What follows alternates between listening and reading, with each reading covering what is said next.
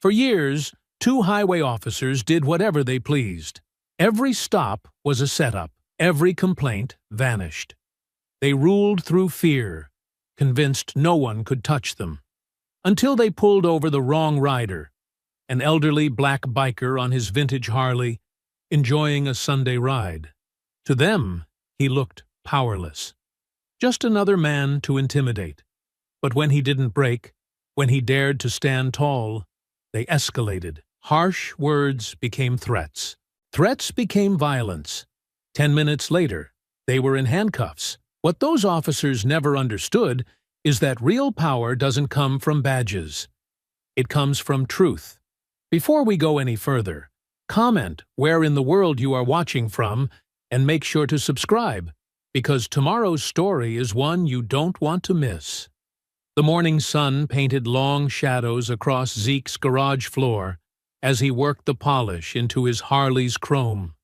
His weathered hands moved in slow, careful circles, treating each piece of metal like it was precious gold. The vintage bike gleamed under his touch, 60 years old just like him, but still running strong. The secret, Zeke said quietly to himself, is treating her with respect.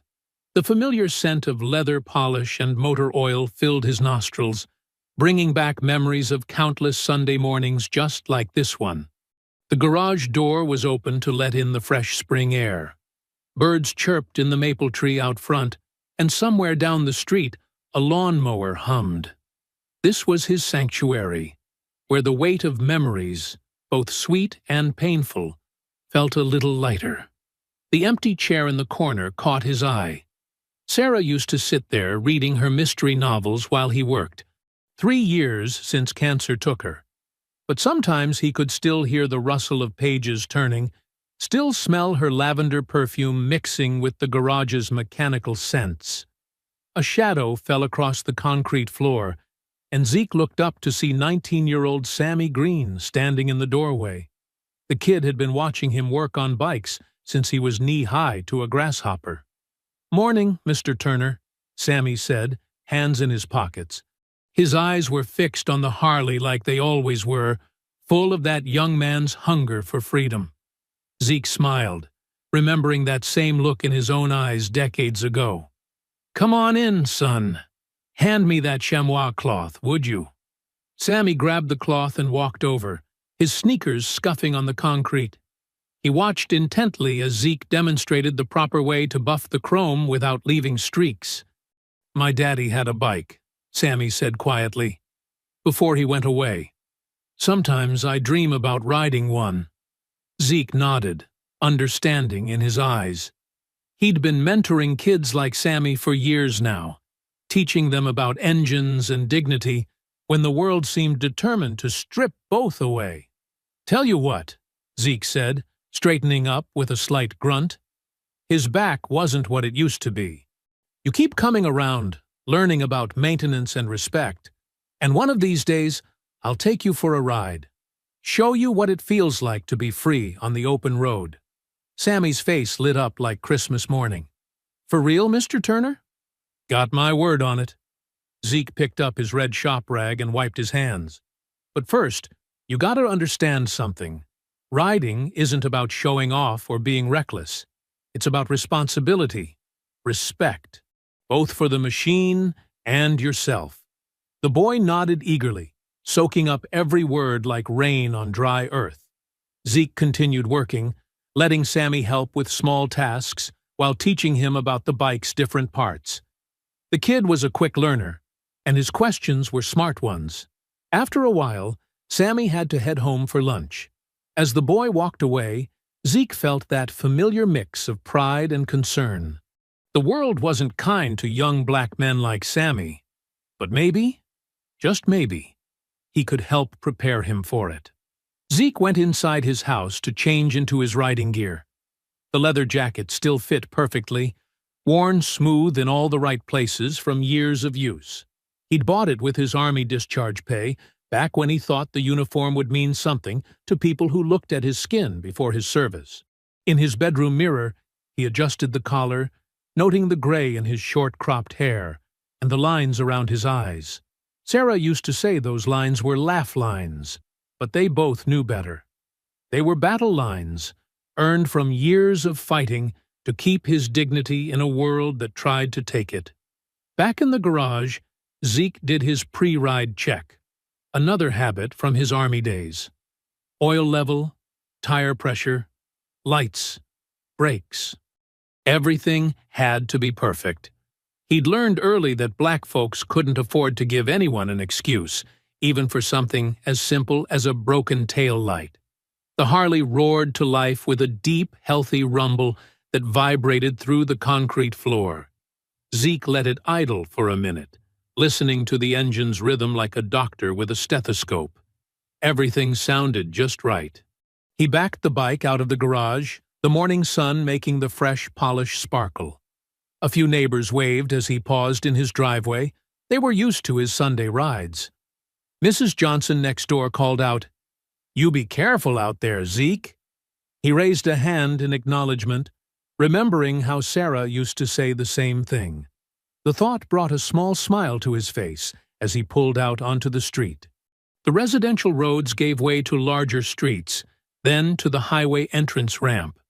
Zeke merged smoothly into traffic, feeling the tension in his shoulders start to melt away. This was his meditation, his church.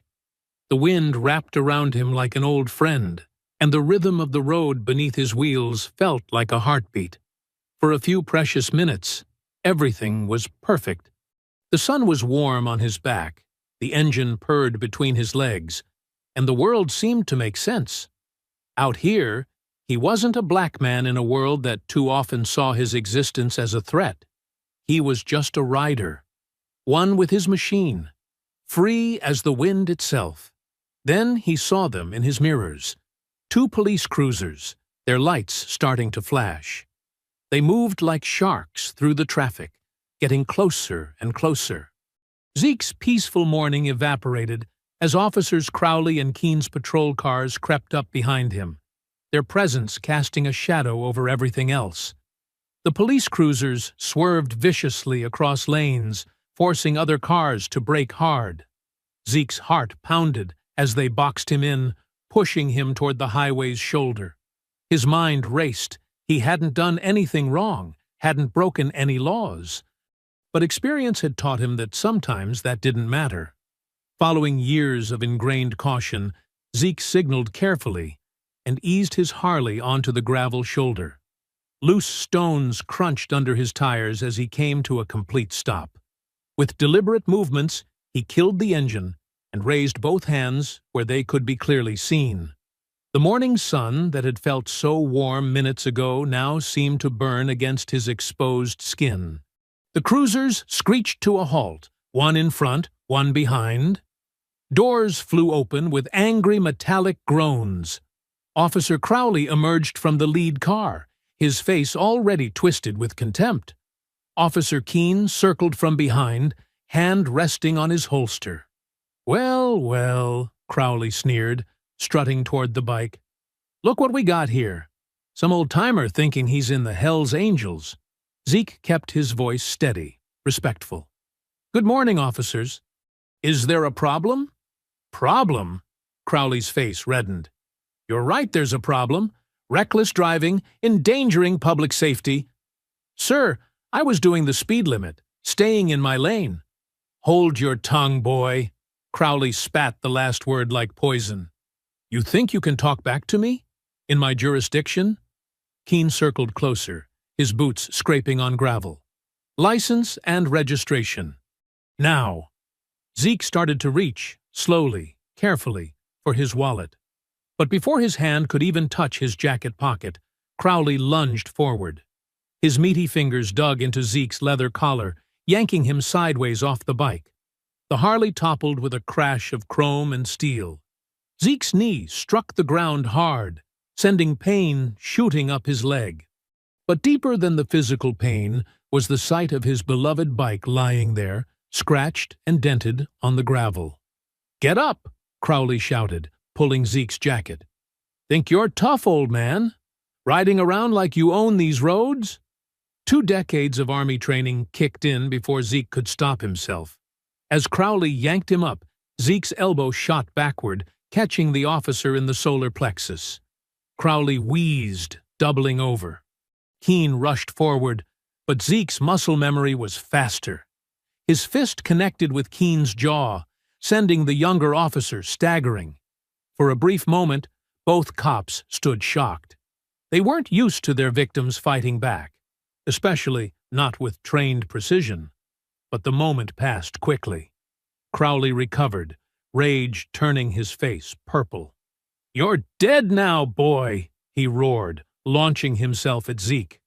They crashed together onto the gravel. Zeke's combat experience helped him block the first few blows, but he was 60 years old, and they were two trained officers. Keene's boot caught him in the ribs. Crowley's fist slammed into his cheek. The taste of blood filled his mouth. "Not so tough now, are you?" Crowley grunted between punches. Each word was punctuated with another blow. "Learned your place yet?" Zeke tried to protect his face, but they kept coming. The gravel dug into his back through the leather jacket. His vision blurred. He thought of Sarah, of Sammy, of all the young men he mentored. What would they think when they saw what these badges had done to him? The sound of air brakes cut through the violence. A massive semi-truck was slowing on the shoulder ahead, its red paint gleaming in the sun. In the high cab, Frank Dawson leaned forward, his weathered face visible through the windshield.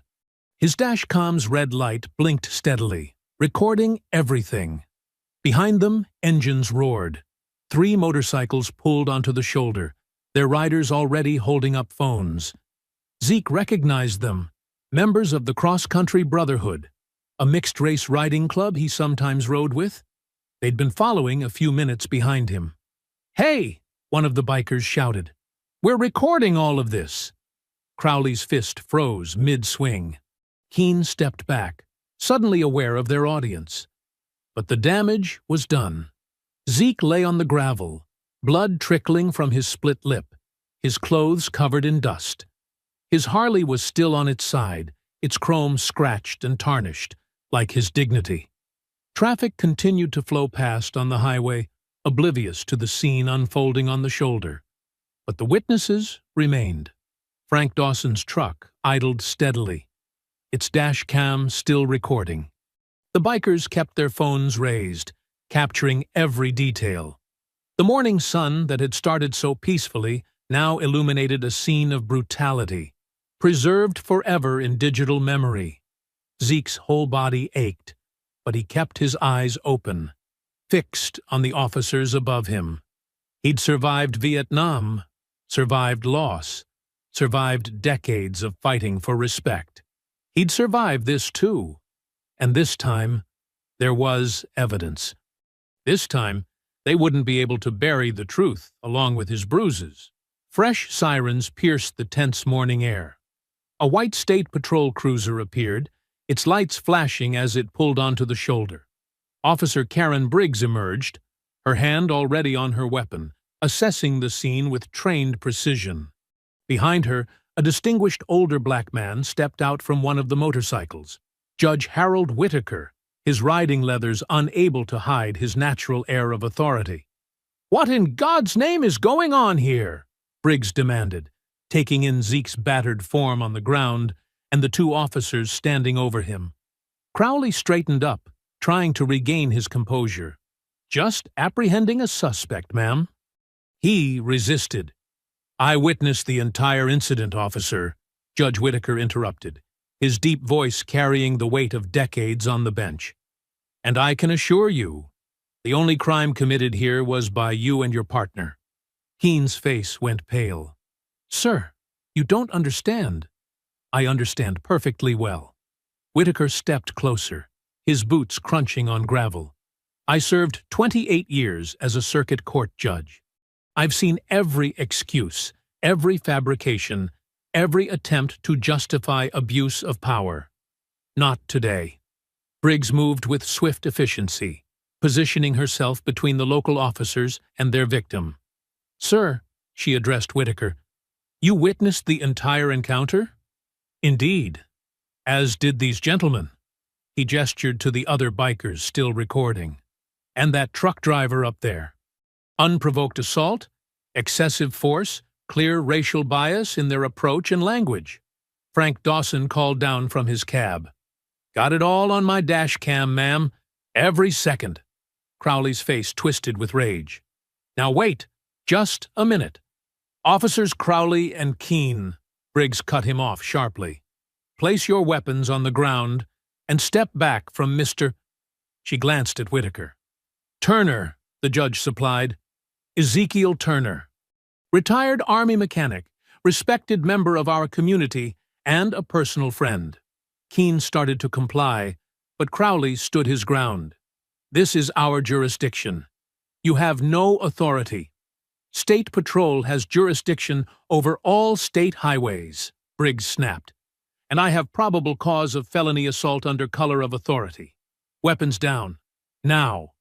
The other bikers had formed a loose circle, phones still recording as more vehicles pulled over. A small crowd gathered at the edge of the shoulder. Someone was live streaming.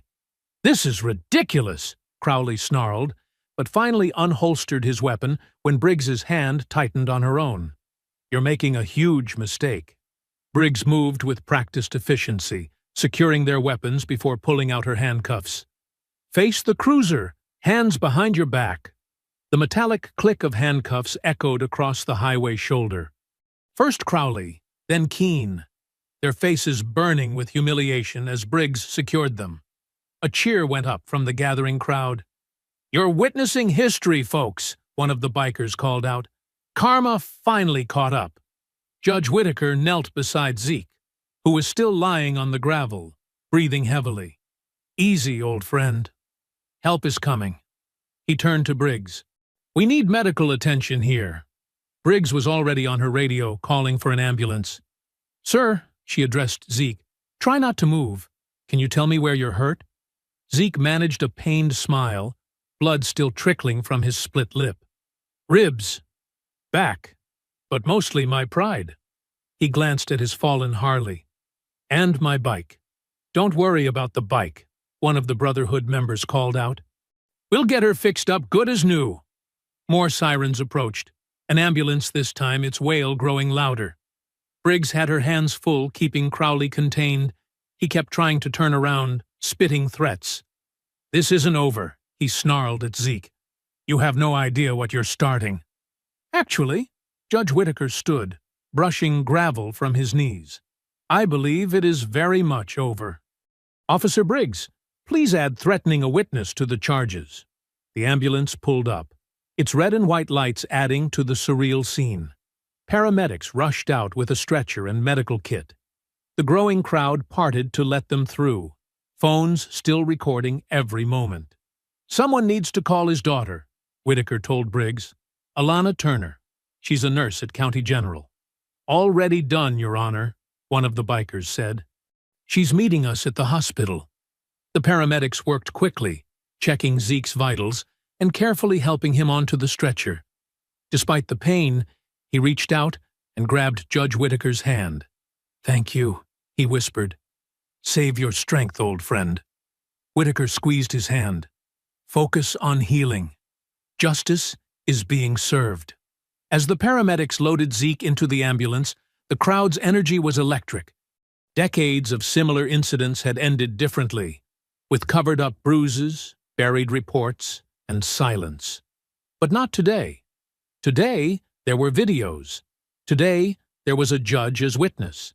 Today, the handcuffs were on the right wrists. Briggs secured Crowley and Keene in separate patrol cars, reading them their rights with crisp efficiency. The gathered crowd watched with satisfaction as the officers who had arrived intending to abuse their power were now being driven away as prisoners. The ambulance pulled out, sirens wailing as it carried Zeke toward the hospital and his waiting daughter. On the shoulder, his brothers from the riding club carefully lifted his Harley, promising to restore every scratch. The morning sun climbed higher, illuminating a scene few had ever expected to witness. A moment when the system, so often broken, actually worked as intended. Fluorescent lights hummed softly as Zeke's eyes fluttered open. His whole body ached, and the sterile white ceiling above him swam into focus. The hospital bed felt stiff beneath him, but compared to the highway gravel, it was a luxury. Tubes and wires connected him to quietly beeping machines. "Daddy?" Alana's voice cracked with emotion. She leaned forward in the chair beside his bed, her nurse's scrubs wrinkled from hours of waiting. Tears streaked her cheeks, a mix of fury and relief in her dark eyes. "Hey, baby girl." Zeke tried to smile, wincing at his split lip. "Don't look so worried. I've had worse." "That's not funny." Alana grabbed his hand, careful to avoid the IV line. "When they called me, when they said you'd been attacked," she took a shaky breath. "The X-rays show 3 cracked ribs. You're covered in bruises. They had to put in 12 stitches. But I'm here." Zeke squeezed her hand. "And those officers are behind bars, where they belong." A small TV mounted on the wall caught their attention as the local news anchor's voice rose. "Breaking news! 2 local police officers arrested after brutally attacking a black motorcyclist on Highway 27. Dash cam footage and multiple witnesses." The screen showed photos of Officers Crowley and Keene in handcuffs, followed by a still image of Zeke from a recent community event. Alana turned up the volume. The victim, identified as Ezekiel Turner, 60, is a retired Army mechanic and respected community figure known for mentoring local youth. A knock at the door interrupted the broadcast. Judge Whitaker entered, still in his riding leather but carrying his helmet under his arm like a briefcase. His presence filled the room with quiet authority. "Good to see you awake, Zeke." Whitaker nodded to Alana before taking a seat. "The evidence is overwhelming. Multiple phone videos, the trucker's dash cam, and over a dozen witnesses, including myself." He smiled grimly. "No judge in their right mind would throw this out." "The union lawyers will try," Zeke said, shifting carefully against his pillows. "Let them." Whitaker's voice carried absolute certainty. "We have them dead to rights. Excessive force, racial profiling, assault under color of authority, and it's all on video, clear as day." A commotion in the hallway drew their attention. Through the door's window, they could see hospital security holding back a crowd of reporters, their cameras flashing. "They've been here for hours," Alana said, frowning, "demanding statements, trying to get pictures." Whitaker stood. "You don't have to speak to them, Zeke. Not until you're ready." Zeke was quiet for a moment, staring at his bruised hands. "No," he finally said. "People need to hear this, need to see it." He looked at his daughter. "Help me sit up properly." "Daddy, you should rest." "I've been resting my whole life, baby girl, keeping quiet, playing it safe." His voice grew stronger. "Not anymore." Alana and Whitaker exchanged glances before helping Zeke adjust his position. Once he was settled, Whitaker nodded to the security guard, who let in 2 reporters, one with a camera, one with a microphone. "Mr. Turner," the reporter began, "can you tell us about—" "I'll tell you what needs telling," Zeke interrupted, his deep voice filling the small room. "I served this country, came home and built a life of respect. Today, 2 men with badges tried to strip me of my dignity because of the color of my skin." He paused, meeting the camera's lens. "But dignity isn't something they can take. It's something we carry inside. And justice isn't just a word in a book. It's what happened when good people, all those witnesses, that truck driver, Judge Whitaker here, stood up and said, 'No more.'" The room fell silent except for the camera's quiet whir. Even the reporter seemed moved. "That's all I have to say for now," Zeke finished. The reporters thanked him and backed out respectfully. As evening settled in, Alana arranged his pillows and adjusted his pain medication. Judge Whitaker had left to handle paperwork, promising to return tomorrow. The TV still droned in the background, cycling through different coverage of the incident. Suddenly, a new voice caught their attention. A commentator on one of the national networks was speaking. While the videos appeared damaging, sources close to the investigation suggest the motorcycle operator may have provoked the confrontation. Zeke's expression darkened as the anchor continued. Questions have been raised about the speed at which Mr. Turner was traveling, and whether his operation of the vehicle could be considered threatening. They're trying to twist it already, Alana said, reaching for the remote. Zeke stopped her. Leave it. We need to know what we're up against. The screen split to show a police union representative. Our officers have exemplary records. We need to consider the full context of this interaction. Zeke watched silently, his jaw tight, as the narrative began its subtle shift. The same footage that had seemed so clear that morning was now being picked apart, frame by frame, with new experts suggesting alternative interpretations. Daddy? Alana touched his shoulder, concerned by his silence. It's starting, he said quietly, eyes fixed on the screen. Just like it always does. 3 days later, Zeke limped up his driveway, leaning heavily on a cane. His ribs protested with each step, but at least he was home. The familiar sight of his garage, with its neatly arranged tools and the vintage Harley waiting inside, should have brought comfort. Instead, something felt off. His mailbox hung open, stuffed beyond capacity. Papers spilled onto the ground, dancing in the afternoon breeze. Zeke frowned, carefully bending to gather them. The first envelope had no return address. Inside, a crudely written note. Criminal scum. Another read, Go back where you came from. Letter after letter contained similar hate. Some typed, some handwritten, all venomous. What in God's name? Zeke muttered, his hands shaking with a mix of confusion and anger. The sound of a car door slamming made him turn. Alana rushed up the driveway, still in her scrubs from work. Daddy, don't read those. She tried to take the letters, but Zeke held them tight. Someone better explain what's going on. His voice was low, controlled, but tension radiated from every word. Alana's face fell. Come inside first, please. Inside his modest living room, Zeke eased into his favorite armchair, while Alana found the remote. The TV flickered to life, showing a press conference already in progress. Police Chief Raymond Doyle stood at a podium, his silver hair perfectly styled, his uniform pristine. Deeply disturbing information has come to light, Doyle was saying, his face a mask of concern. While the initial video footage appeared damaging, we now have evidence that Officers Crowley and Keene were responding to a legitimate threat.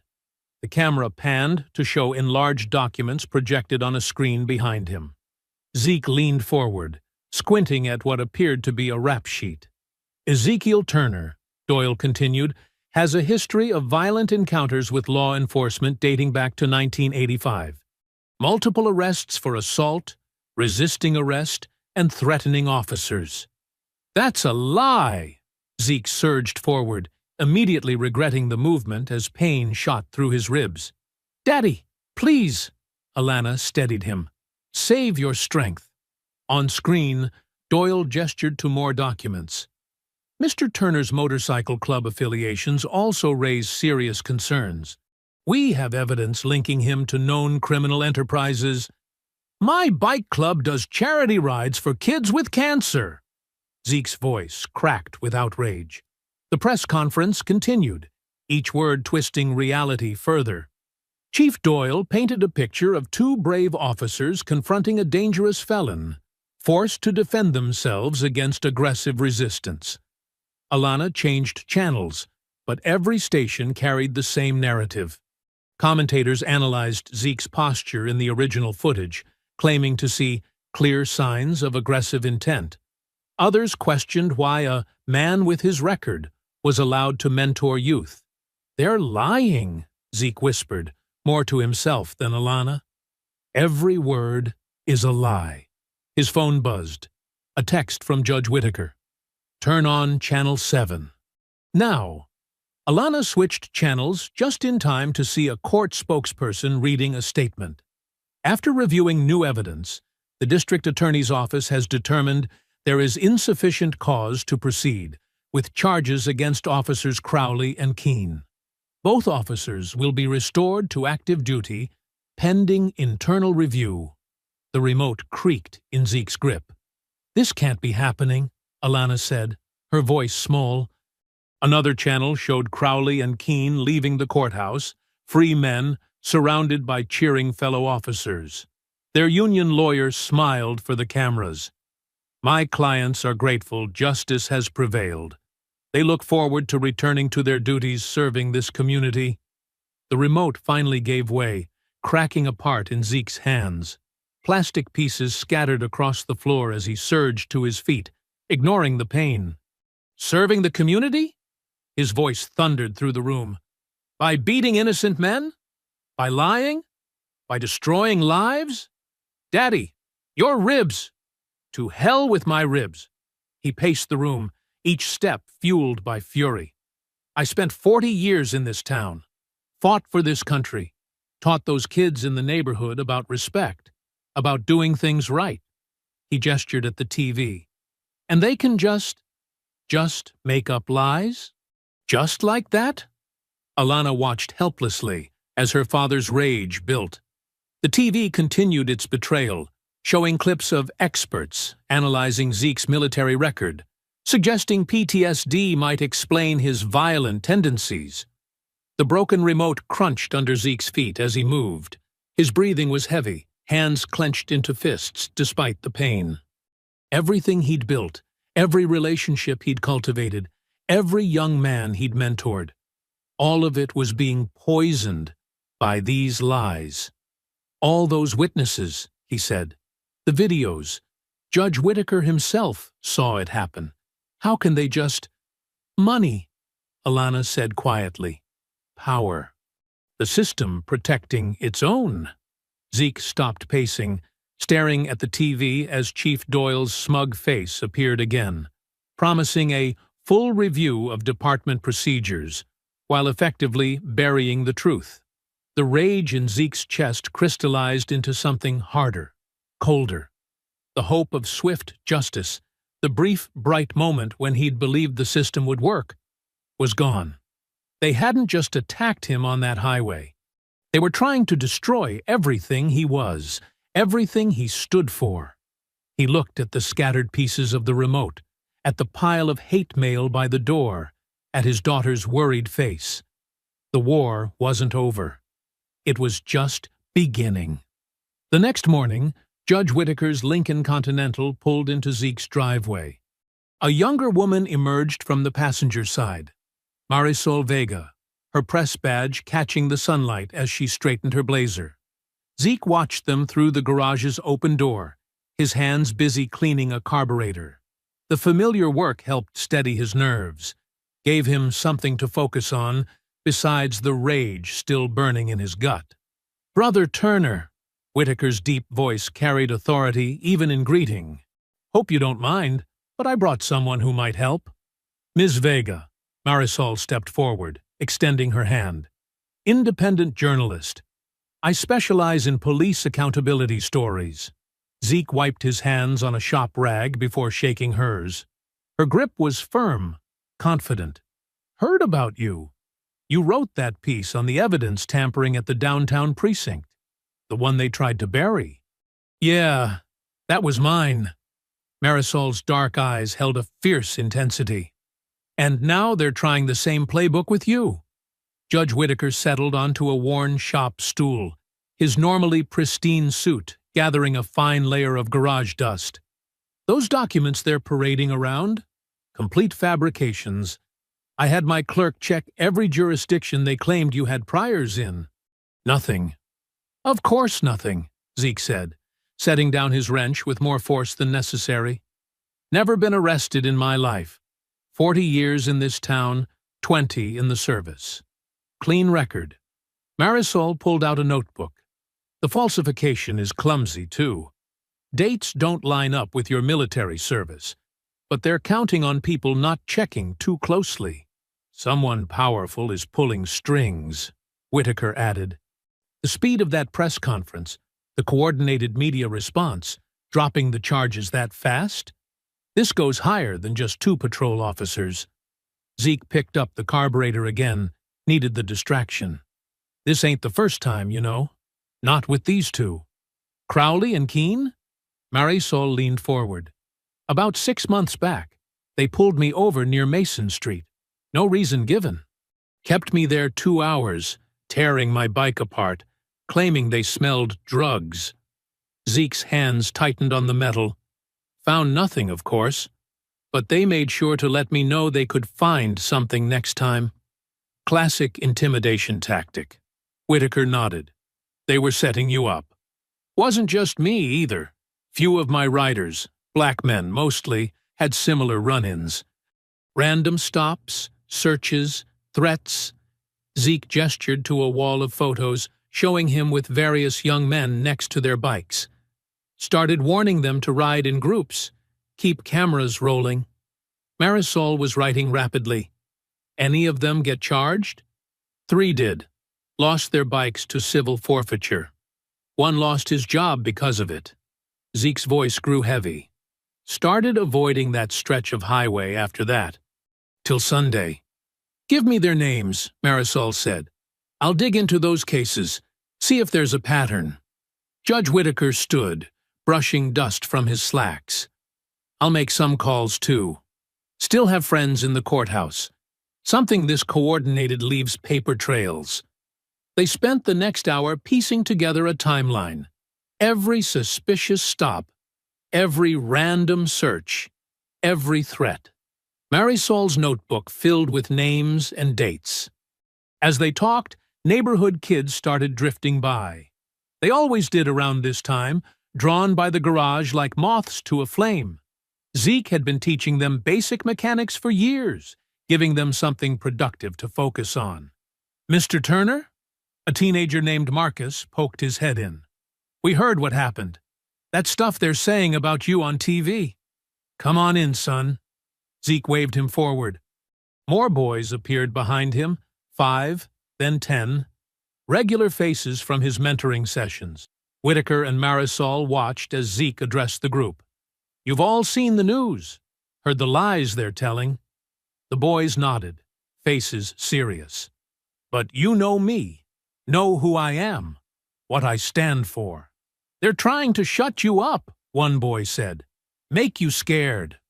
That's right. Zeke picked up a wrench, held it up. But see this? It's a tool. Used right, it fixes things. Used wrong, it breaks them. Power works the same way. They're using it wrong, trying to break us. But we know how to fix things, don't we? The garage filled with determined nods. Zeke started assigning tasks, checking oil levels, adjusting chains, basic maintenance they'd practiced 100 times. The familiar routine seemed to steady everyone. Keep your heads up, he told them as they worked. Keep your cameras ready. But most importantly, keep helping each other. That's how we win. Marisol took pictures as the impromptu class continued, while Whitaker made quiet phone calls in the corner. The afternoon stretched on, filled with the sounds of tools and teaching. As sunset approached, the boys gradually dispersed. Marisol left with a promise to start digging first thing tomorrow. Whitaker gave Zeke's shoulder a firm squeeze before departing. Finally alone, Zeke began his nightly routine of securing the garage.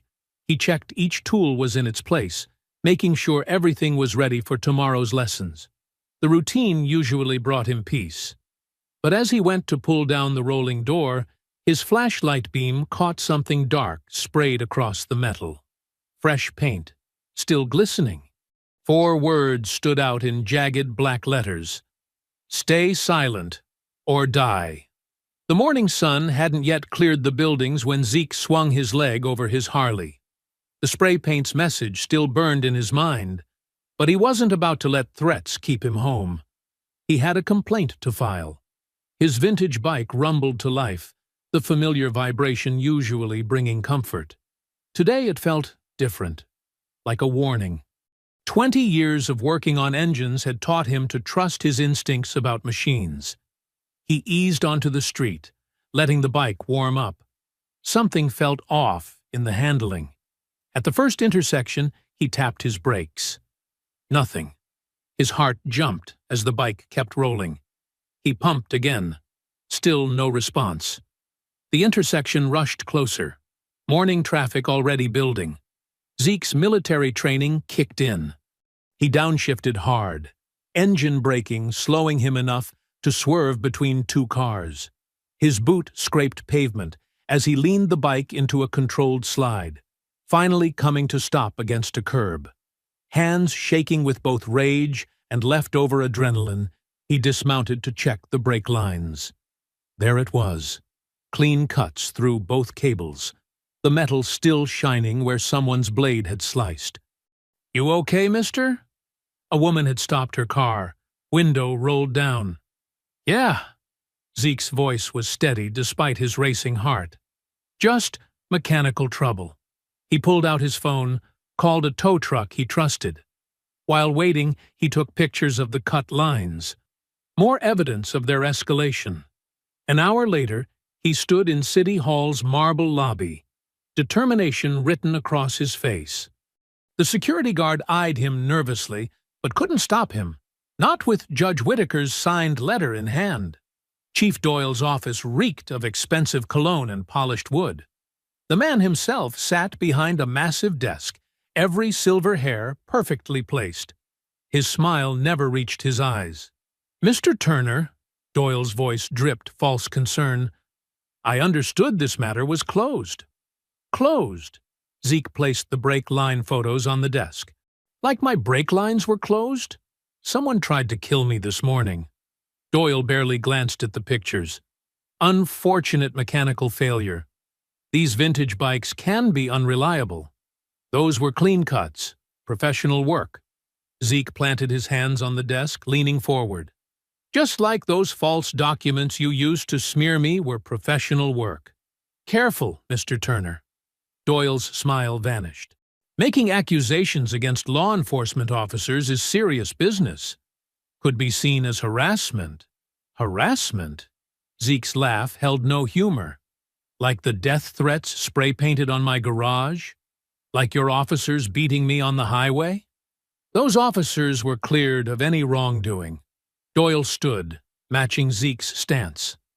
"And I'd hate to see a respected community member face charges for assaulting police. Again." The threat hung heavy in the air. Zeke straightened up, his voice low and controlled. "You can threaten me all you want. Truth's still coming out." "The truth?" Doyle chuckled. "The truth is whatever we say it is. Go home, Mr. Turner. While you still can." Zeke turned and walked out, his steps echoing off marble. The guard wouldn't meet his eyes now.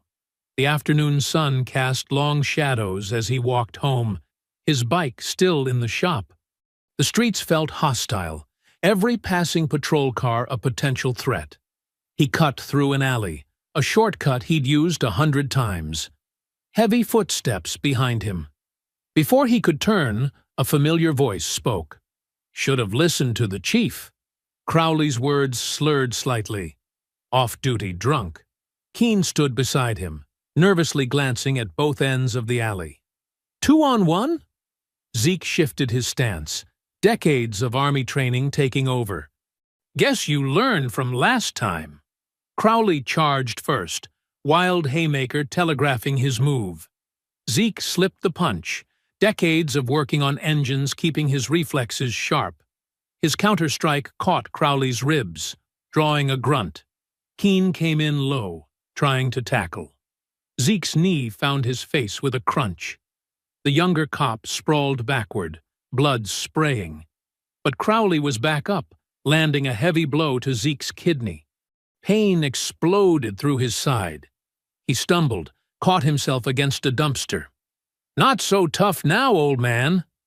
Crowley moved in for another strike. Zeke's elbow snapped up, catching Crowley's jaw.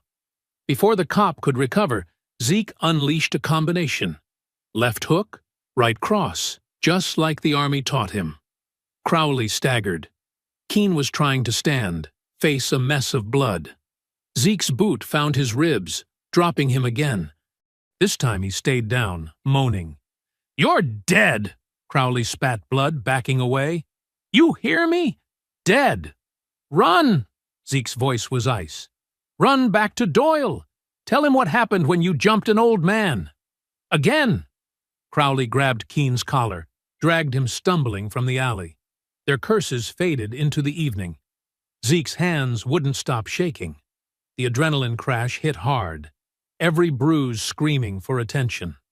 He forced himself to walk home, each step an effort. Alana was waiting on his porch, her nurse's eye catching his condition immediately. "Dad, what happened? Who did this?" "Our friends in blue." Zeke sank into a chair, letting her check his injuries.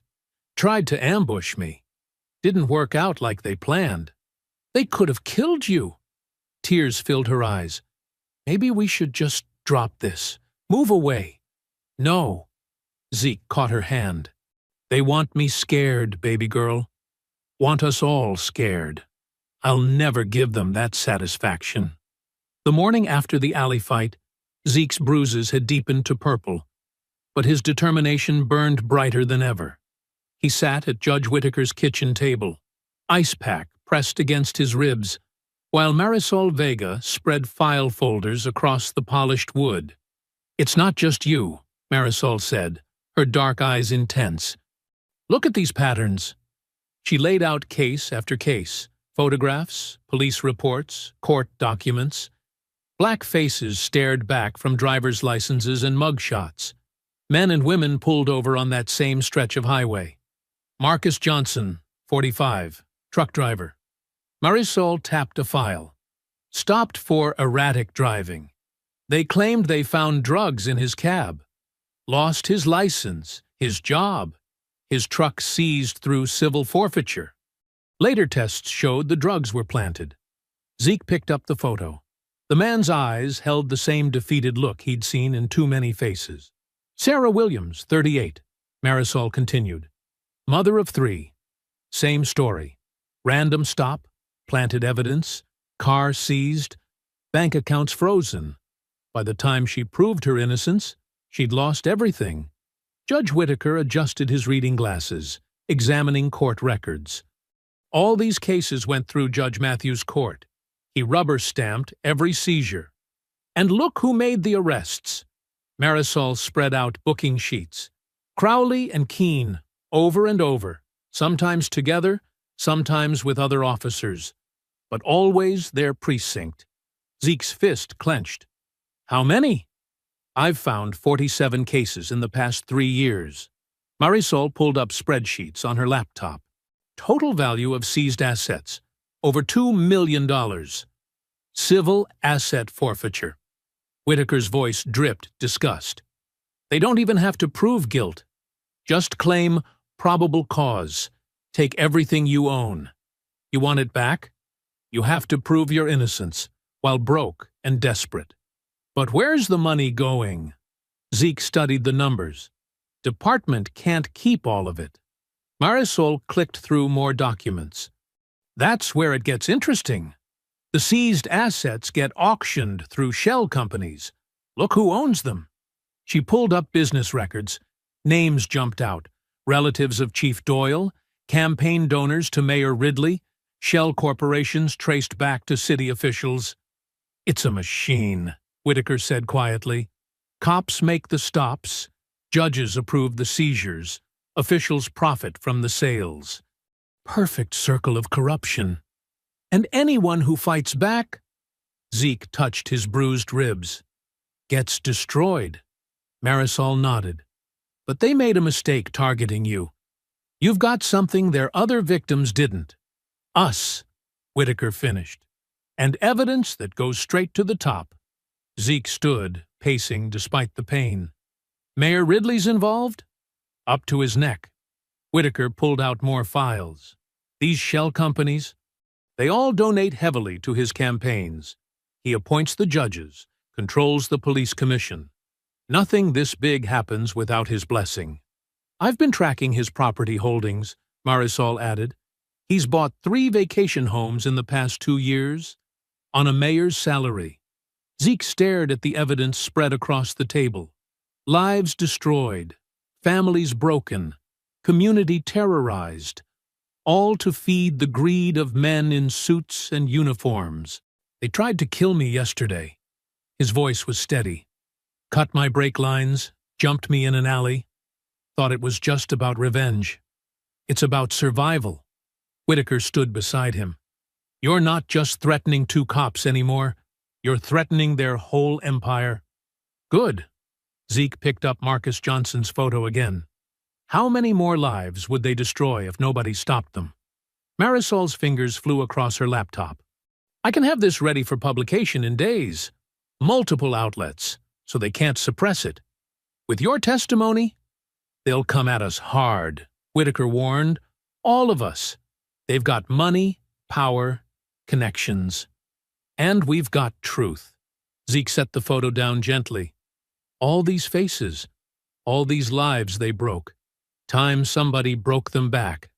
He moved to the window, watching sparrows fight over crumbs in Whitaker's bird feeder. The same birds visited his garage, fearless despite the neighborhood cats.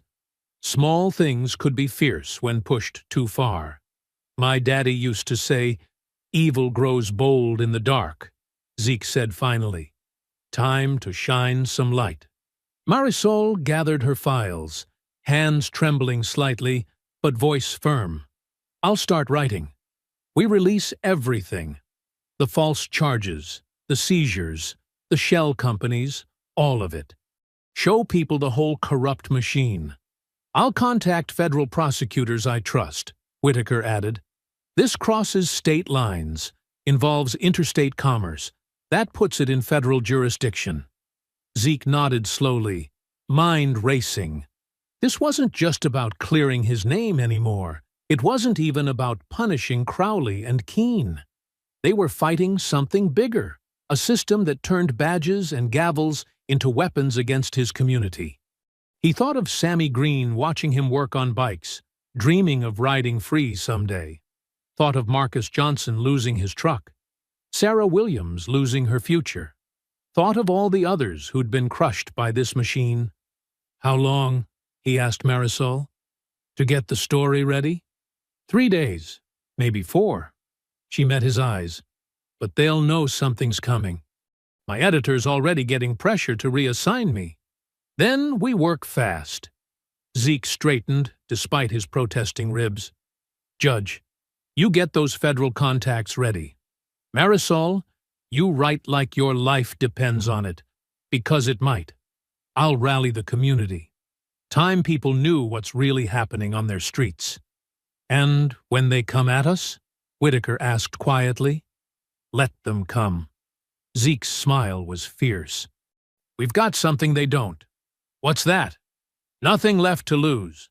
Zeke picked up another victim's photo. And everything to fight for. The midnight air hung thick with tension as Zeke's motorcycle purred to a stop behind the safe and sound storage facility. Marisol's hybrid was already there, headlights dark. She emerged from the shadows, holding up a ring of keys.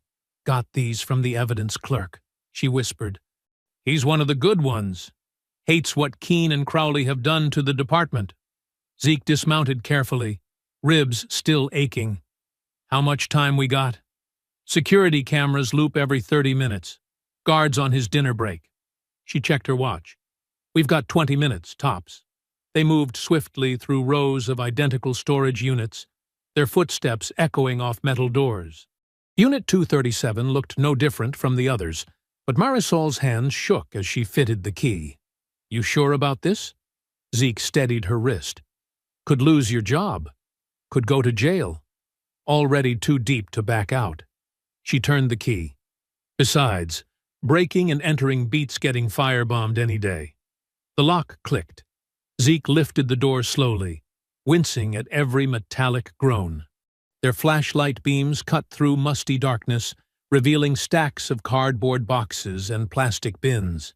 Mother of God, Marisol breathed. The unit was organized with military precision. Boxes labeled by date and case number lined metal shelves. A desk held a laptop and external hard drives. In one corner, a mini-fridge hummed quietly. "Check the fridge," Zeke said, moving to the boxes. "Bet that's where they keep their evidence." Marisol opened the fridge, gagging slightly. Bags of cocaine, heroin, all labeled and ready to plant. She photographed everything with her phone. Serial numbers match some of our victims' cases. Zeke pulled down a box marked 2021 Q3. Inside, dozens of falsified police reports, each following the same template. Suspicious behavior, erratic driving, probable cause. Attached were photographs of seized vehicles, property listings, auction records. "They documented everything," he said, disgust thick in his throat. "Like some kind of twisted accounting." "Makes sense." Marisol connected a thumb drive to the laptop. Had to keep track of their quotas. Which judges got which cases, which officials got which cuts. Her fingers flew across the keyboard. "Password protected, but I've got something for that." While she worked, Zeke discovered a filing cabinet. The bottom drawer held thick manila envelopes, personnel files on every cop who'd ever crossed Crowley and Keene. "Blackmail insurance," he muttered, "in case their own turned on them." "I'm in!" Marisol's voice crackled with excitement. "Dashcam archives, going back 3 years. All the footage they claimed was corrupted or lost." She started copying files, including your stop. Zeke moved behind her, watching the screen. There he was, riding peacefully.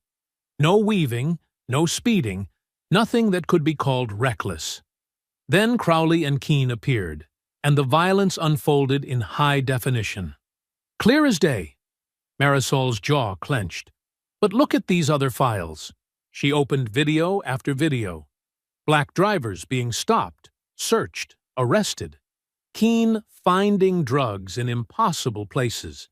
Crowley roughing up protesters. Evidence being planted, rights being violated, lives being destroyed, all captured by the very cameras meant to prevent such abuse. They kept the footage. Zeke shook his head. Trophies? Leverage. Marisol worked faster. Insurance against each other. Nobody could talk without bringing everyone down. Her phone buzzed. 10 minutes left. They worked silently, efficiently. Marisol copied every file she could while Zeke photographed documents. The mini-fridge's contents went into evidence bags. Years of corruption, collected in minutes. Got it all? Zeke asked as they prepared to leave. Everything that matters. She held up 3 thumb drives. Original, backup, and backup of the backup. Uploading to secure cloud storage as we speak. They restored the unit exactly as they'd found it. Marisol relocked the door, while Zeke swept for any traces of their presence. The security cameras would resume their normal feed in 2 minutes. Back at their vehicles, Marisol's hands trembled with excitement. This is it. This is everything we need. Station's already blocked out prime time tomorrow night. They'll try to stop it, Zeke warned. Let them try.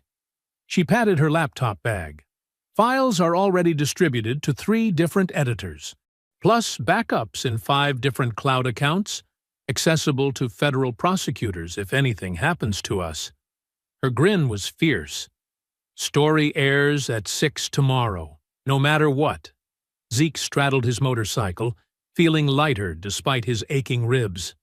Your station ready for the fallout? Management's scared but committed. Plus, ratings will be through the roof.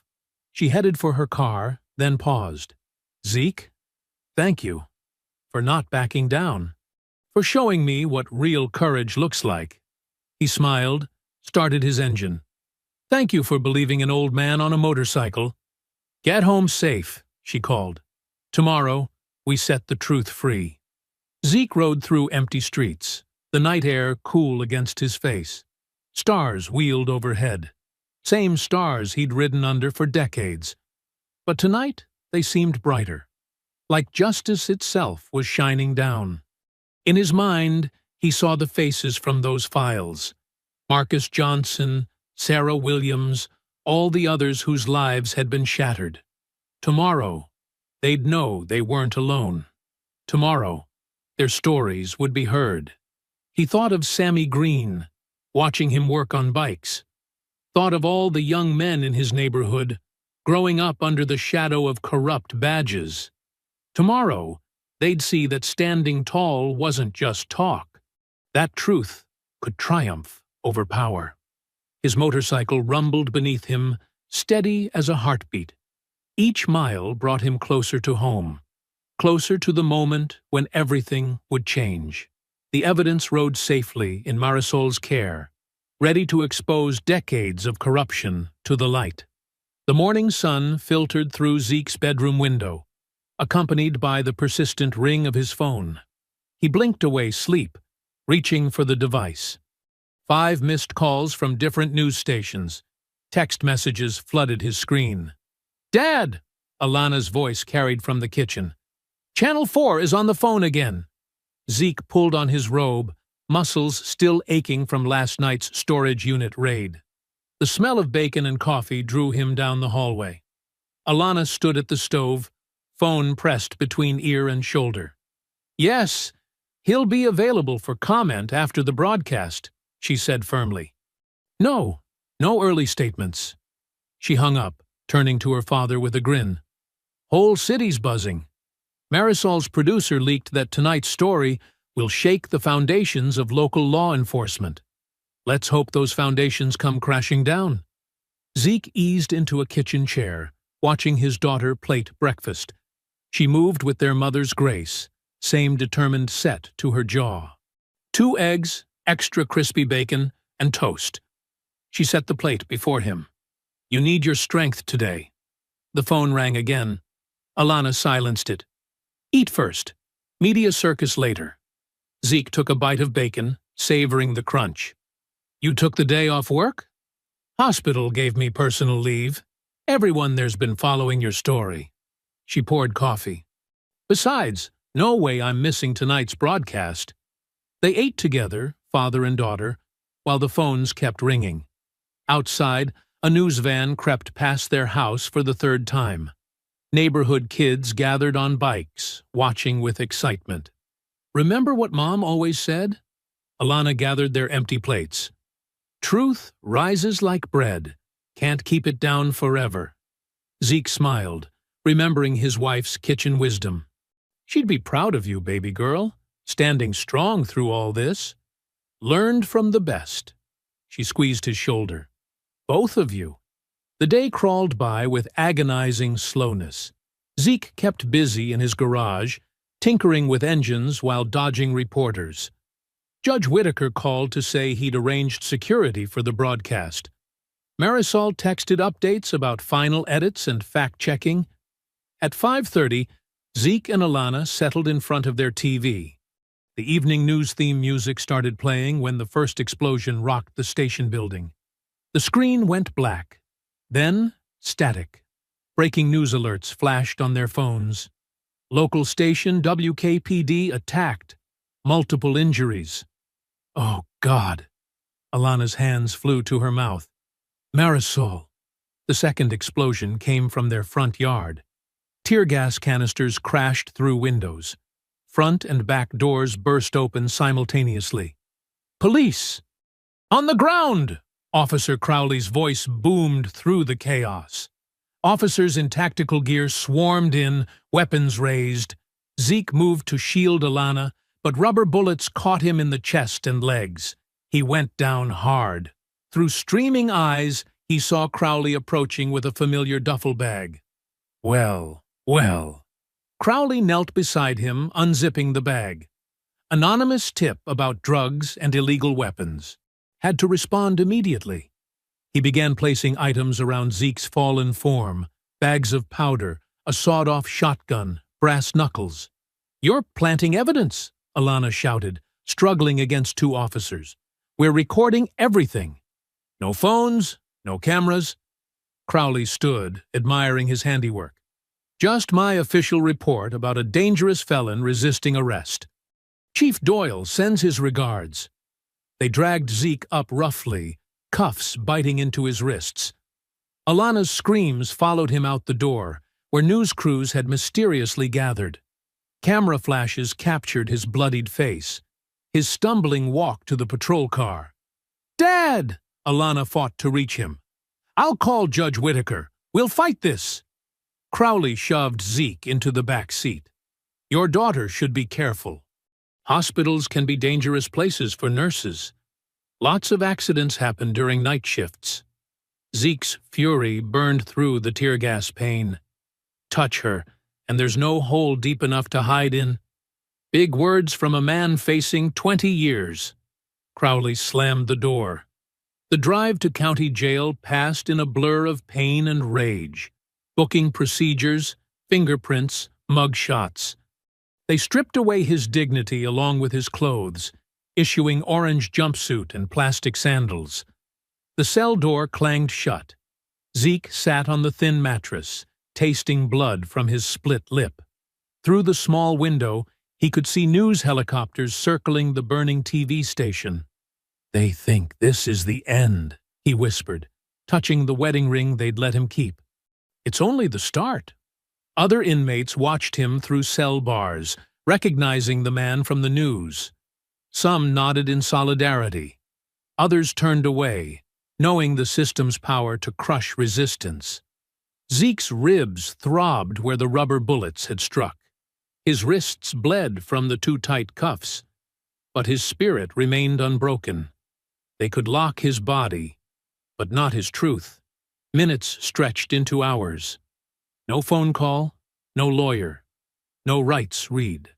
Just the echo of boots on concrete as guards passed by, ignoring his presence. He thought of Marisol in the hospital, praying she'd survived. Thought of Alana alone in their tear-gassed home.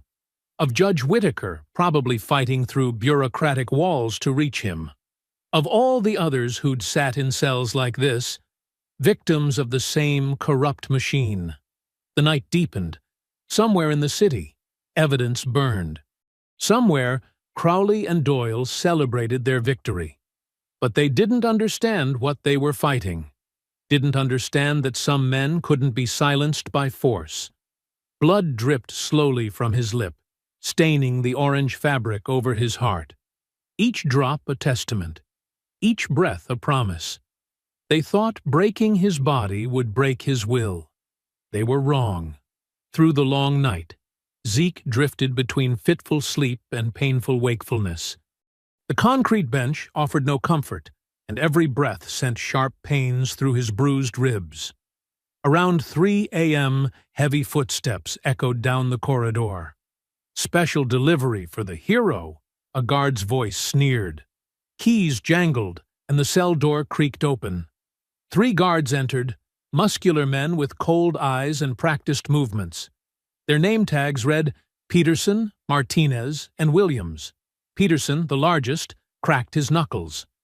"Heard you like fighting cops," Williams said, twirling his baton. "Let's see how tough you really are, old man." Zeke rose slowly, hands raised. "I know my rights. You touch me, it's assault." Martinez laughed. "Cameras are down for maintenance. No witnesses here." The first blow caught Zeke in the kidney. He stumbled but didn't fall.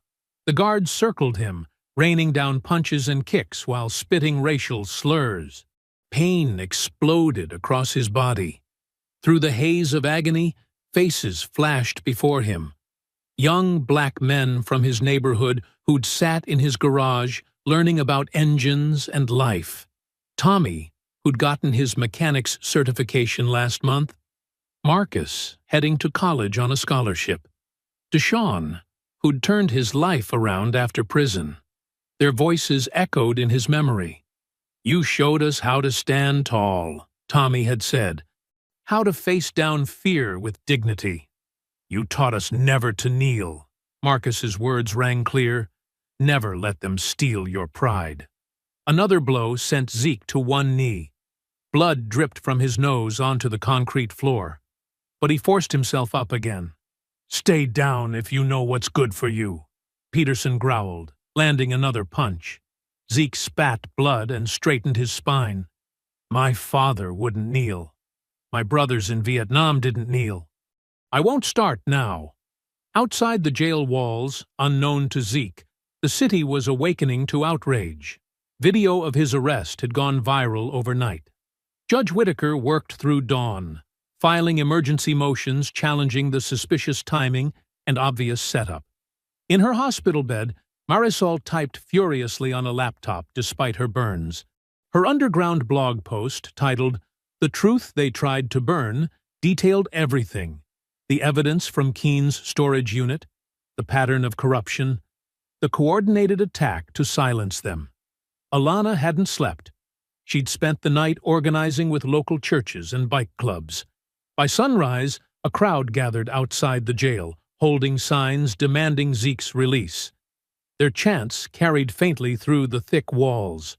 "Free Zeke Turner! No justice, no peace!" The guards finally tired of their sport, leaving Zeke bleeding on the floor. He pulled himself onto the bench, every movement agony. But his spirit remained unbroken. Days blurred together. Zeke's lawyers, arranged by Judge Whitaker, fought the rigged system. Bail was set impossibly high, $500,000, but the community refused to let him rot. Church collection plates filled with donations. Bikers held fundraising rides. Local businesses contributed. Even children brought piggy banks to Alana, wanting to help Mr. Turner who fixes our bikes. Marisol's blog posts went national. News crews camped outside the jail. Civil rights organizations demanded federal intervention. The pressure built like a gathering storm. In his cell, Zeke endured daily inspections that left fresh bruises. But each time the guards came, he stood taller. Other inmates began following his example, refusing to cower. The guards' power diminished in the face of such dignity. 2 weeks in, Judge Whitaker finally got a hearing. Evidence of tampering emerged. Security footage showing Crowley entering Zeke's house hours before the anonymous tip. The judge ordered an investigation. Chief Doyle tried damage control, but cracks appeared in the blue wall. Junior officers, inspired by the protests, began speaking out about witnessed corruption. The FBI opened a preliminary inquiry. 3 weeks after his arrest, Zeke heard unusual commotion. Running feet, excited voices. His cell door opened, and Judge Whitaker stood there with bail papers. "You're walking out of here," the judge said, eyes bright with victory. "The people raised your bail money." "All of it." Zeke changed back into street clothes, his hands shaking slightly. Every step hurt. Ribs still healing, joints stiff from concrete beds. But he walked tall through the booking area. The main doors opened to a sea of faces. Hundreds of people packed the street, holding signs and phones. Bikers revved engines in salute. Church ladies dabbed tears. Young men Zeke had mentored stood proud in their work uniforms, taking time off to welcome him home. "Zeke! Zeke! Zeke!" The chant started low, then swelled until it shook the air. Alana broke through the crowd, wrapping him in a gentle hug. "Welcome back, Daddy." Marisol was there too, arm in a sling, laptop balanced on her hip. "They couldn't bury the truth," she said fiercely. "We won't let them." As Zeke looked out over the crowd, black, white, Latino, Asian, young, old, all standing together, he saw what terrified Crowley and Doyle most. Not just one man's defiance, but a community awakened, united, unstoppable. The guards watched sullenly from windows as Zeke walked to his motorcycle, preserved by his students during his absence. The engine roared to life, and the crowd parted like a sea. Hundreds of phones recorded as Zeke Turner rode free, head high, spirit unbroken. The morning sun streamed through Judge Whitaker's study windows, casting long shadows across leather-bound law books and dark wooden shelves. Zeke sat in a high-backed chair, his body still aching from jail, while Marisol worked at her laptop on the mahogany desk. Her burns were healing, pink scars visible on her arms where she'd shielded her face from the explosion. But her eyes burned with the same intensity as ever. "They thought they destroyed everything in the fire," she said, fingers flying across the keyboard. "But I've been doing this job too long to keep only one copy." Judge Whittaker poured coffee into ceramic mugs, his movements precise and deliberate. "The old guard always underestimates the young ones. They don't understand modern technology." Marisol nodded, turning her screen to show them. "I uploaded everything to 5 different cloud services the night we found it. Encrypted, password protected, with automatic triggers to release if anything happened to me." Zeke leaned forward, wincing at his ribs. On the screen, crystal-clear footage showed Crowley and Keene's dashboard camera recordings. Years of traffic stops, planted evidence, brutal arrests. Their own voices bragging about quotas and kickbacks. "There's more," Marisol said, opening another folder. "Financial records I pulled before the fire. Asset seizure numbers that don't add up. Offshore accounts linked to shell companies owned by Doyle and Mayor Ridley." "My God," Whittaker whispered, adjusting his reading glasses. "They've been running this scheme for decades." Zeke studied a spreadsheet showing millions in seized assets.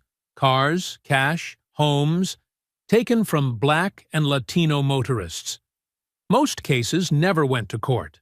The victims couldn't afford lawyers, or the evidence mysteriously vanished. "They didn't just target me," Zeke said, his voice rough. "They've been destroying lives systematically." Marisol pulled up a calendar on her phone. "The mayor's hosting a town hall meeting next week. It's supposed to be about police reform, pure PR damage control after your arrest. Every news station in the state will cover it," Whittaker added. "Ridley loves the spotlight. He'll try to paint himself as the solution. Instead, he'll be exposed as part of the problem." Marisol smiled grimly. "I still have press credentials. I can get us in." They spent hours plotting, mapping connections between corrupt officers, judges, and city officials on Whittaker's whiteboard. The web stretched wide. Kickbacks from towing companies, deals with evidence room supervisors, donations laundered through the police union. "Look at this pattern," Whittaker said, drawing lines between dates. Every major asset seizure was followed by large deposits to these shell companies. Then the money moved through a series of transfers before ending up in personal accounts. "Classic money laundering," Marisol agreed. "But they got sloppy. Left electronic trails." Zeke stood carefully, studying the board. "All these years, I thought it was just racist cops on a power trip. But this is organized crime with badges." "That's why they came at you so hard," Whittaker said. "You weren't just some biker they could abuse. You're a respected community leader. When you fought back, you threatened their whole operation." Marisol outlined their plan. She would attend the town hall as press, laptop ready to broadcast. Judge Whittaker would be in the audience, prepared to add legal weight to the revelations. And Zeke would be their surprise guest. "The mayor always takes questions at these events," she explained, "loves to show how connected he is to regular citizens. When he calls on me, I'll pull up the footage. Every TV station will have it live before they can cut the feed." "They'll try to stop us," Zeke warned. "Might get violent." "I've called some friends," Whittaker said. "Federal agents will be there undercover. And your biker brothers won't let anything happen to you this time." They worked through contingencies, backup drives, multiple angles to live stream, escape routes if things went bad. As the sun set, Marisol copied everything to a small flash drive. "This is it," she said, holding it out to Zeke. "Every dirty deal, every false arrest, every dollar they stole, their whole corrupt kingdom." Zeke took the drive, feeling its weight in his palm. Such a small thing to carry so much truth. He thought of all the lives destroyed by these men, families torn apart, homes lost, futures stolen. The young men in his neighborhood who'd learned to fear police instead of trust them. "You know they'll come for us after this," Marisol said softly. "Once it's out, we'll all be targets." "Let them come," Whitaker replied. "I've lived long enough to see too many injustices buried. Not this time." Zeke gripped the flash drive tight. Faces flashed through his mind. His father who'd taught him dignity, his wife who'd believed in justice, the kids who watched him work on bikes and learned about respect, all the people who'd raised bail money, who'd protested outside the jail, who'd refused to let his voice be silenced. "This time," he said, "the world will see everything." Through Whitaker's window, the city lights began twinkling on, one by one. Somewhere out there, Crowley and Keene were still wearing badges. Doyle was probably in his office, thinking he was untouchable. Mayor Ridley was likely rehearsing speeches about reform and reconciliation. They had no idea what was coming. No idea that their carefully built empire of corruption was about to crumble. All because they'd picked the wrong man to break. On the wrong Sunday morning. The town hall auditorium buzzed with tension. Every seat was filled. News cameras lined the back wall. And Mayor Ridley stood at the podium in his finest suit, working the crowd like a practiced showman. "Unity isn't just a word," he proclaimed, his voice carrying through perfectly positioned microphones. "It's our promise to this community. Tonight, we begin healing the divide between law enforcement and our citizens." Behind him, a row of uniformed officers stood at attention, badges gleaming under the spotlights. Chief Doyle sat in a place of honor, looking smug and secure. At the back entrance, Zeke adjusted his leather vest, checking the flash drive in his pocket one last time. Judge Whitaker stood beside him in his most formal suit, while Marisol clutched her laptop bag, press badge visible around her neck. "You ready?" Whitaker whispered. Zeke nodded, his jaw set. "Been ready my whole life." They moved through the crowd as Ridley continued his performance. "We've heard your concerns about police conduct," the mayor said, spreading his hands.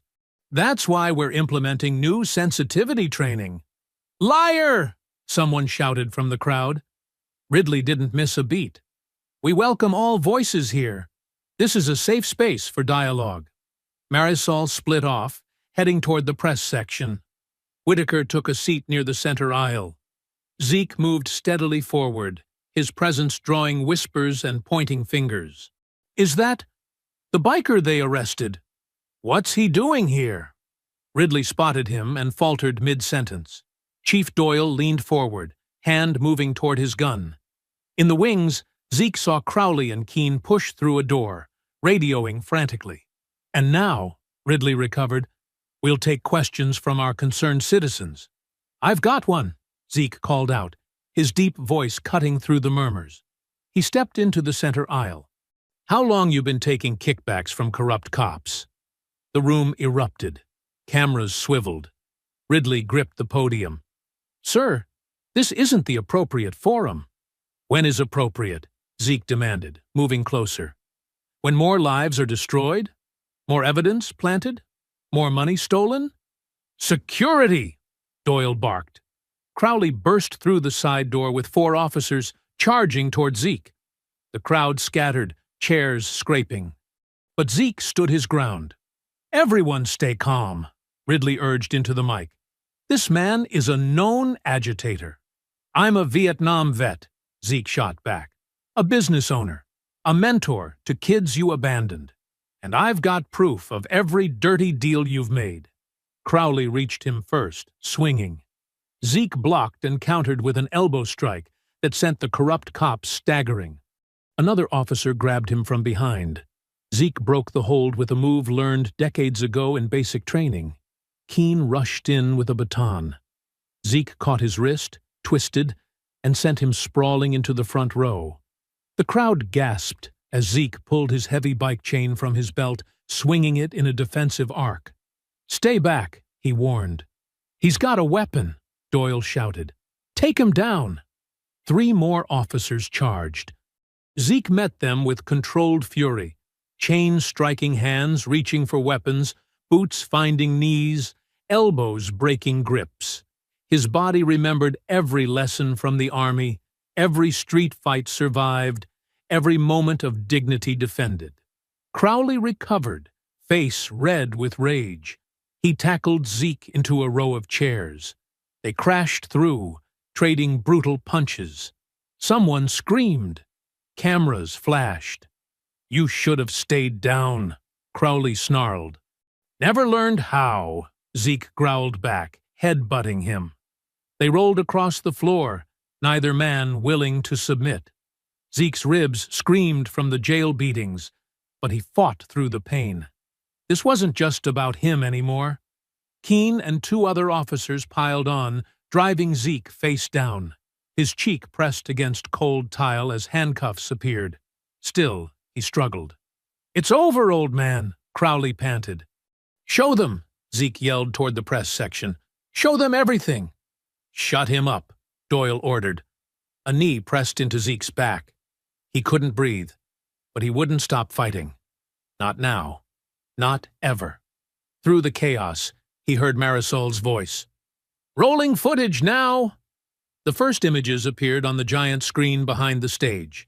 Dashboard camera views, clear as day. Crowley planting drugs. Keene falsifying reports. Money changing hands. "Cut the feed!" Ridley screamed. But it was too late. Every news camera was capturing it. Phones live-streamed. The truth was loose, impossible to cage again. Zeke took another punch, tasting blood. The officers pressed harder, trying to silence him, but he kept struggling, even as darkness crept into his vision. Because he knew something they didn't. This wasn't about winning the fight anymore. It was about showing everyone watching that some things were worth fighting for, worth bleeding for, worth refusing to submit, no matter the cost. They could beat him. They could jail him. But they couldn't break his spirit. And now, finally, the whole world would see exactly who they really were. The giant screen flickered to life behind the stage, bathing the chaotic hall in a harsh blue glow. Crowley's knee dug deeper into Zeke's back, but even through his pain, Zeke heard the collective gasp as the first video began to play. Crystal-clear dashcam footage showed Crowley approaching a black teenager's car. "Watch this," Crowley's recorded voice sneered. "Easy money." The officer pulled a small bag from his vest pocket, then pretended to find it under the driver's seat. The teenager protested, tears streaming down his face. "My God," someone whispered in the crowd. More footage rolled, Keene counting seized cash in his cruiser, laughing. "Chief's gonna love this haul." Doyle in his office, sorting stacks of money with Mayor Ridley. Scene after scene of planted evidence, beaten suspects, and stolen property. The weight on Zeke's back suddenly lifted. Crowley stood frozen, staring at his own crimes projected 20 feet high. The other officers stepped back, faces pale. "Turn it off!" Doyle screamed, rushing toward the AV booth. But Marisol had locked herself inside, the footage continuing to roll from multiple backups. The silence shattered. Shouts of anger erupted from the crowd. "Arrest them! Criminals with badges!" People surged forward, phones recording everything. Zeke pushed himself up, spitting blood. His ribs screamed, but adrenaline dulled the pain. He saw Crowley and Keene backing toward a side exit. "They're running!" someone yelled. Before they could reach the door, it burst open. Men in dark jackets with FBI emblazoned across them swarmed in, weapons drawn. "Federal agents! Everyone freeze!" Crowley spun, saw Zeke rising, and charged with desperate fury. "You ruined everything!" Zeke met him head-on. Their bodies collided with the impact of years of hatred and rage. Crowley swung wild haymakers, but Zeke stayed controlled, focused. He blocked a punch and drove his fist into Crowley's stomach, doubling the corrupt cop over. "This is for every life you destroyed," Zeke growled. His elbow caught Crowley's jaw, snapping his head back. Blood sprayed from split lips. The crowd pressed against the walls, giving them space, watching justice unfold in real time. Keene tried to run, but slammed into a wall of angry protesters. They grabbed him, holding him for the approaching federal agents. Mayor Ridley attempted to slip out through the crowd, but Judge Whitaker's voice boomed, "Stop that man!" Hands reached out, trapping the mayor in place. Doyle pulled his gun, but FBI agents surrounded him instantly. "Drop it, Chief! It's over!" On the screen above, the evidence continued to play. Years of corruption exposed in high definition. The sound of Crowley and Keene laughing while counting stolen money echoed through the hall. Crowley, desperate now, grabbed a metal chair and swung it at Zeke's head. Zeke ducked, let the momentum carry Crowley past him, then drove his knee up into the officer's ribs. The chair clattered away. "Stay down," Zeke warned. But Crowley couldn't. His whole world was crumbling, and he had nothing left to lose. He rushed forward, tackling Zeke into the podium. It crashed down, sending them both rolling across the stage. They grappled, trading short, brutal punches. Crowley clawed at Zeke's eyes, fought dirty like a cornered animal. But Zeke had survived worse. War, racism, loss. He'd carried the weight of dignity through darker days than this.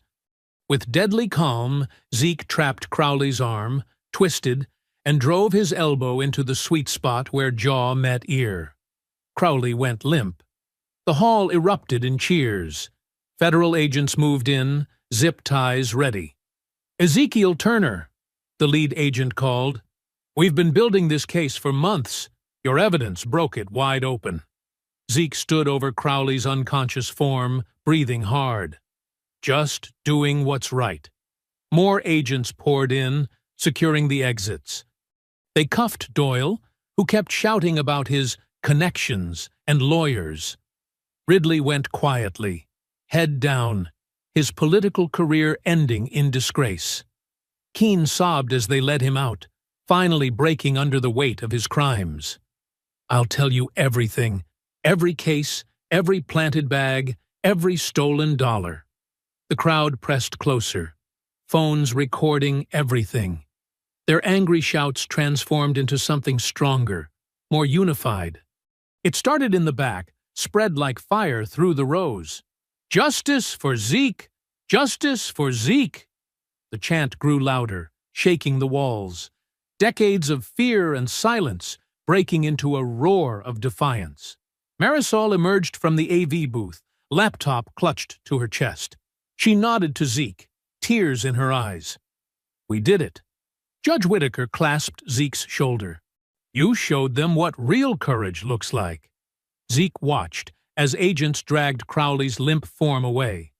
The officer's badge fell from his uniform, landing face down on the stage. Just a piece of metal now, stripped of its corrupt power. The chants continued. Hundreds of voices joined as one. "Justice for Zeke! Justice for Zeke!" Through the pain and exhaustion, Zeke felt something he hadn't experienced since that first day on the highway. Peace. Not from violence or vengeance, but from truth, finally breaking through the darkness. Standing on that stage, watching justice sweep through the hall like a cleansing storm, he remembered every person who'd told him to stay quiet, to accept abuse, to kneel before power. He'd proven them all wrong, not just for himself, but for every victim of badge-heavy bullies who'd never seen their day in court. The autumn sun streamed through the open garage door, catching dust motes dancing in the air. Zeke's hands moved with practiced grace over a motorcycle engine, his fingers finding each part by memory. The scars on his knuckles were still pink and new, but they didn't slow him down. Sammy Green leaned forward on his wooden stool, eyes wide with fascination. "So that's what makes it run smooth." He pointed at the carburetor Zeke was cleaning. "That's right." Zeke's voice carried the same quiet strength it always had, maybe even stronger now. "Engine's like a person. Treat it with respect. It'll do right by you." 4 other neighborhood kids sat scattered around the garage, some on upturned milk crates, others cross-legged on the concrete floor. They watched Zeke work like students in a classroom, soaking up every word and movement. The radio on the workbench crackled with news updates between songs. Federal grand jury has returned indictments against 37 current and former police officers in the growing corruption scandal. Mayor Charles Ridley faces additional charges of conspiracy. Zeke allowed himself a small smile as he reached for a wrench. The system hadn't changed overnight, but cracks had formed in its foundation. Light was getting through. "Mr. Turner!" One of the younger kids, Marcus, pointed at the small TV mounted in the corner. "You're on the news again." They all turned to watch. Footage showed Zeke testifying before a panel of stern-faced officials, his head held high as he detailed years of police harassment and corruption. The caption read, "Turner testimony leads to police reform bill." "Looking good up there, old man," Sammy grinned. "Watch who you're calling old," Zeke replied, but his eyes crinkled with warmth. These kids had stood by him through everything, showing up at rallies, spreading the truth on social media when the mainstream news tried to bury it. The garage door creaked, and Marisol Vega stepped in, holding up a shiny plaque. "Guess who just won the National Press Award for Investigative Journalism?" The kids cheered as she took an exaggerated bow. The burn scars on her neck and arms were still visible, but like Zeke's wounds, they'd become badges of honor rather than marks of trauma. "Couldn't have done it without you, Mr. Turner," she said, setting the award on his cluttered workbench. "You gave me the story of a lifetime." "You gave me justice," Zeke countered. "That's worth more than any award." They heard the sound of heels on concrete, and Alana appeared in the doorway. She'd just finished her nursing shift, still in her scrubs, but her tired face lit up at the sight of her father surrounded by his young apprentices. "Got time for one more student?" she asked, stepping carefully around scattered tools. Zeke wiped his hands on a shop rag. "Always got time for you, baby girl." She wrapped him in a tight hug, not caring about the grease stains on his shirt. "Saw the governor signing that reform bill on TV," she whispered. "You didn't just fight for yourself, Daddy. You fought for all of us." Zeke held his daughter close, remembering her tears in the hospital, her fierce protection during his darkest moments. "We fought together," he corrected. "All of us did." The afternoon light softened as Zeke finished the engine repairs. One by one, the kids drifted home for dinner, each stopping to fist-bump their mentor before leaving. Sammy lingered longest, helping clean up tools. "When you gonna teach me to ride, Mr. Turner?" he asked, not for the first time. Zeke studied the young man's eager face. "Soon," he promised. "Got to learn the machine before you can master it." "That's what my old man taught me." After everyone left, Zeke stood in his garage doorway, watching the sunset paint the sky in fierce oranges and purples. His Harley gleamed in the dying light, restored to perfection after the highway incident. The sound of approaching vehicles made him tense for a split second. Old habits died hard. But it was just evening traffic, regular people heading home from work. No cruisers lurking with bad intentions, no sirens splitting the peace. He swung his leg over the Harley's seat, feeling the familiar leather embrace him. The engine roared to life with a turn of the key, its deep rumble speaking of power and freedom. The highway stretched before him like an invitation as he rode, wind washing away the day's sweat and worry. No flashing lights appeared in his mirrors, No sirens wailed behind him. Just the road, the rumble of his bike, and the endless horizon. Other motorcycles appeared alongside him, friendly faces nodding in recognition. Word had spread through the biker community about his stand against corruption. Now, every rider who passed gave him the low wave of respect. The setting sun painted everything in gold, including the new billboard rising above the interstate. It showed Marisol's serious face next to bold letters. Corruption has nowhere to hide. Below that, smaller text advertised her upcoming book about the case. Zeke rode past city limits, past the spot where Crowley and Keene had tried to break him. That place held no power over him now. The men who'd attacked him were facing decades in federal prison, along with dozens of their corrupt colleagues.